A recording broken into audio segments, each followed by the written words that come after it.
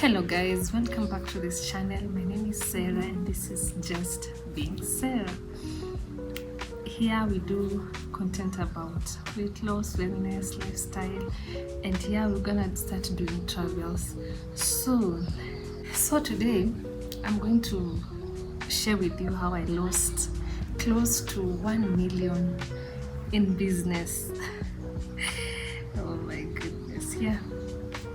I lost close to 1 million in business, and this is what happened. My first business was I was trying to open a cosmetic shop, which I did all the renovation, paid rent, and stocked it so well. And now the problem was finding a person who could sell for me, like a salesperson, since I was still in school, and I don't think I was going to be able to manage to do the sales at the same time, go to class.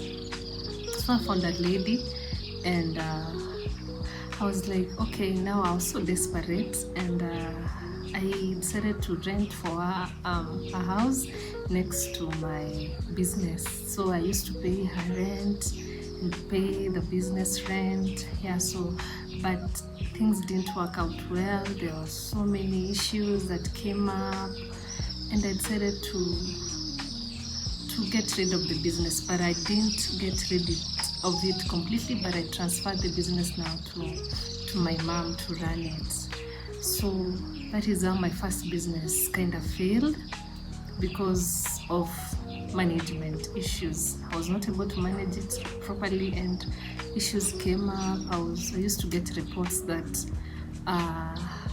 the products, like somebody would come and sell her own products and not mine. So many issues, and I was like, no, it's okay, since I was not able to manage the business, I can just give it out to somebody else to manage it, because closing it down and trying to get somebody to buy the stock was not going to make any economic sense. So I transferred the business to my mom, and she's running it so nicely, and it's doing better. So there was a management issue. So that is how I lost that business. Like, I didn't get something out of it. The second business was in food industry. I opened a restaurant. Oh my God. Of course it was a dream, but it kind of flopped, and I was so excited. I gave it my all. This business, I gave it my all. I invested my time. As much as I was still going to school, it was where I used to school, and where the business was, I could easily go there every day. But the other business, it was very far. It was like 30 kilometers apart. 30 to 40 kilometers apart, so it was not easy for me to juggle between going there in the morning, coming back to school. So it was kind of tough for me to manage. So that is why actually it flopped. It was the management issue, so it flopped. So the second one, it was a bit, the distance was not that much. I would sneak in sometimes from school, and I could go to the business to check over it. But now I started becoming busy at school. Those of you who have been through medical school, you can easily tell how busy sometimes it can get. Sometimes you're supposed to go for rotations. In the morning you go to class, then after lunch you go for your rotations. By the time you're done with your rotations, it's the same time that the business was supposed to close down to go home. So also managing it became a challenge. Initially it was doing so well. I was so happy. Like, I used to go, at the end of the day, I used to go over the sales, and I was like, wow. And even after a month, you've saved some money for rent. I was like, wow, this is such a nice business. But over time, now I started becoming busy, and I lost kind of touch with the business. That is where things started going wrong, because when you're in business, for you to run the business successfully, you must be on your toes. The cost of production, like, you must be like checking on the loopholes, trying to make things work smoothly. But when you lose touch with the business, oh my God, you will make losses, not because you want to, but because you're not there to at least know where things are going wrong, so that you can act very fast. So when I was not able to manage it, I I had to go for a manager to come over and manage the business for me. Hey, let me tell you, sijawahi ona moto vile niliona moto hivyo. Like, this manager now made the business flop completely. I remember even when I fired him, like, so many things happened. Like, my suppliers were like, this guy does not pay us. And imagine, this is a person you authorize, and you're like, after the sales today, make sure you pay this debt, make sure you pay the supplier. He never used to pay the suppliers. I don't know where he used to take the money. Like, the business started going down just like that. Just like that. The cost of operations were unbearable, so you end up making losses. Sometimes you end up getting money from your pocket to sustain the business, but still it was not coming back to, like, resuscitating the business was becoming another expense, whereby the business should be able to sustain itself, but it wasn't, because I don't know what happened. I don't know where the money used to go, but the business started going down, and I woke up one day, I was like, no, this is enough. I don't think I'm going to be able to sustain this business from my own pocket. It doesn't pay me. I want the business to pay me, but it is not paying me. It's not even paying its own rent. And here, cost of operations ziko huko juu. Sometimes unaamka hivi unasikia chef anapiga simu anakwambia leo mafuta imeisha, and yet you bought mafuta like 2 days ago.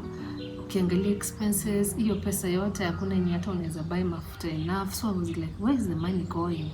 You need to pay electricity bill, because in my restaurant I used to use electricity a lot, because the fridge needs to run, the freezer needs to run. We used to use an electric pressure cooker. The fryer needs to run because we need to use it. Now you see the cost of operation, the energy itself is expensive. And here, yes, you're selling, but you are making losses. Like, nothing is working. So I remember one day I woke up and I was like, no, enough is enough. Like, I can't be stressing over some other things, and yet there's a business here. Have put my all, my efforts, and etc., and it's not working. Actually, that business, I got it and started running it and pumped money into it. And right now, if I can approximate, I spent now over 700,000 trying to run that business, revamping it, and etc. And the cosmetic shop, it costed me over 250,000. So I lost almost, it's $1 million plus if I'm to calculate well, because sometimes I had to revamp it. The first business the same way. Sometimes I could get the stock, like the business was not bringing in any returns, but still I used to pay the sales lady, I used to pay her rent. That is when I made a mistake. I was not supposed to pay her rent, because I was so desperate. So that is why I made that decision, and I realized that it was not the right financial decision I made from that business. So I lost $1 million plus. If I'm to calculate properly, I lost $1 million plus, just like that, because of poor management. And also, it is poor. It all boils down to poor management, because if you cannot oversee your business, then those people who are there running the business will make it their own, and they will benefit more than you. And it was not an intentional thing, but I think life happened. I got busy chasing a career, and that is how I lost the 2 businesses. But one is still there. I'm happy that my mom is running it, and I don't regret, actually, because at least I know it's running. It's something I wanted to do. My mom is doing it, and she's enjoying. I transferred it completely. Now it is her business. She runs it, and I'm so happy for her. But the other one, I closed it down, and since then I've known peace. Like, this business used to give me stress. I never used to sleep. A lot of anxiety, a lot of stress. You even don't know what tomorrow is going to happen. You guys are doing sales, but there's no money coming back. The sales ladies wanapeleka. We used to, actually my business model was delivery. No, so I used to maximize on deliveries. Like, that was my business model. catering for those people who don't want to move from their offices. They just want their food to be delivered. The model was working just perfect. But now, management became a challenge. Sometimes I would incur costs that I was not supposed to. Like, you deliver, the girls are not going for the plates. They leave the plates there. At the end of the day, the plates will get lost. I used to spend, like, per plate, I used to buy it at 130 shillings. Now imagine if in a week you lost 10 plates. How much is that? So I'm supposed to go back to my pocket and also buy utensils. Cups the same, and etc. Okay, I tried to do disposable ones. They were not making any economic sense. So, like, everything, I don't know what happened, but there was something. The management of that business was something else. And that is how I lost that business. Do I regret? Sometimes, because hiyo pesa hata ningenunua gari. Ningekuwa nimenunua gari, ningekuwa nimeiendesha. But the money ilipotea tu hivi, just like that. Pesa iliisha hivi. Hata ningeenda nimeweka plot mahali nilime. But do I feel like I would want to go back to the business? Will I ever go back to the business? I don't know, but right now, no. Alafu the economy went down. Like, uchumi iliharibika in that small profit unatafuta, hata kama ni 5 bob. Hata mtu akijaribu kuitoa kwa biashara inaenda chini because uchumi ni mbaya. So that is how biashara yangu iliharibika, ikaenda chini, and I closed it. And I remember after nilifunga biashara, I slept soundly. Like, I found some sleep. And the lessons I've learned from those two businesses is that a business whereby you cannot be there 24/7, it's tough. If you cannot be available for your business, don't do business. If you cannot be available for your business, don't dare do business. It's you who understands what you want in that business. Your employees will not understand your dreams and vision in that business. So if you cannot give your business 100% attention, don't do business. It's tough. Your employees will benefit more than you. You'll be there counting losses, but your employees are living well because you need to pay them. Some can steal from you and they don't care, so you end up paying them double. So you'll end up making losses. So if you're doing business, my friend, if you can't be there for your business, I don't think I would advise you to start a business. I don't know which other, I was in the service industry. I don't know which business can run smoothly without you being around. Then you must have invested in a serious system to help you run that business when you're out of your presence, like when you're not there. But as for me, with the kind of business I was doing, I realized that I needed to be there for me to know how that business was running 24/7, find loopholes, seal them. Like, it was a continuous process. Another thing is, before you even start a business, calculate the cost of operation. How much is it going to cost you? How much are you approximating in your profits? Yeah, so that you don't end up getting shocked once the business starts making losses or when the cost of operations goes high. You must consider that cost of operation. That is what runs the business. And if the cost of operation is higher than what you're getting, then don't do that business. Or find a way to cut down the cost of operation. Cost of operation, that means from what you're going to pay your workers, from what you're going to use to run the business, to produce the business, to transport the business. Now, you calculate all those costs and see whether the business is going to make sense. Otherwise, you will cry. You will cry tears. Not tears of joy, but tears of disappointment. Because business will show you things. Business. And also, before you start any business, do a feasibility study and know whether that business, whichever location you're going to set up that business, how viable is it going to be? How suitable is that location? Don't just open a business because, yeah, the idea might be good, but the location where you're opening that business, will it be welcoming to it? Will you have customers? So you have to consider that.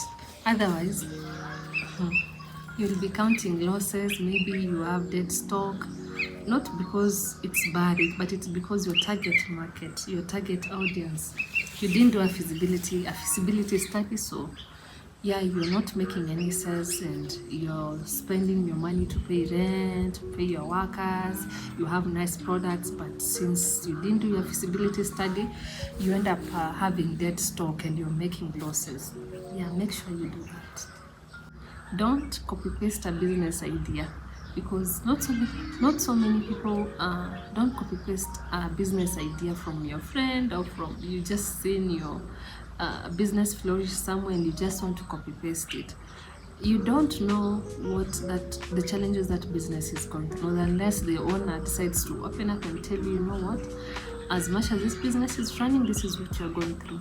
You will end up pasting an idea that you don't know how to run it, and you set it up, you start counting losses, and you're like, you know, my business, I don't know who is behind it, I don't know. No, don't copy paste an idea, a business idea that you have no information about it, how to run it, where to get your products from, because you will make losses. You'll make losses. Don't invest in a business idea blindly without research. Do your research and decide whether you're gonna start that business. Will it make economic sense? Because nobody's starting business just for fun. We all get into business because we want to make that extra money. So if you're not going to make that extra money, don't do it. Don't copy paste an idea, because if you end up making losses, you will be depressed. Do I still feel like I'll go back to doing business again? Of course, yes. If now I know, I've learned my lessons, I know better. It's not like I've now known everything, but at least I know how the world of business works. I might go back to business, but with now new strategies, new ideas. Yeah, if I have the money, if I get the money, I might start a new business. But this time round, I've learned lessons. Actually, the money I lost in those two businesses, I've easily got myself a car. But sometimes we're like, no, the business will buy you a car, the business will buy you that land that you want. Hey, not knowing kwa biashara ni ngumu, it's hot inside there. I tried, actually, it's not like I didn't try to push the business. I tried to push that business. I tried up until I was like, no, beyond this, I'm going to make a serious mistake. I pushed it, like reinvesting money from my own pocket, like pumping that business with my own money, paying rent from my own pocket. But still the business was not sustaining itself. You make sales, but there's no money. There's no money to sustain that business. I really tried. They say that quitting is never a solution, quitting is never a solution. But at that point, I had to quit so that I can go back and re-strategize. If maybe I would want to have that business in future, I'll do it better.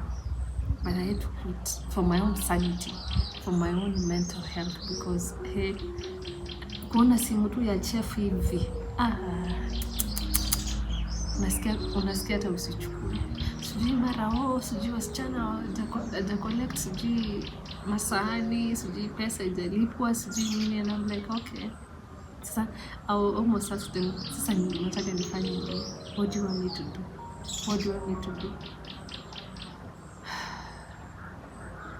If you can't run a business by yourself, hey, wacha tu kabisa. No, even if you invested in systems, still, if you're not behind those systems, still you will see dust. Utaona dust. I know most business people, if you watch this video and you're in business, at least you know what I mean. As much as you invest in those systems, if you're not also behind those systems to work smoothly, you will cry, you will see dust. People can manipulate systems. So it's you to each and every day think of any loophole that might happen and try to seal it. Seal it, seal it, seal it. At least it will save you a lot. But you're like, oh, I've set up systems, I can now do my... No, you must be behind those systems to ensure that they're running smoothly. Bye bye. See you next time. Don't forget to subscribe to this channel. Give a like and share.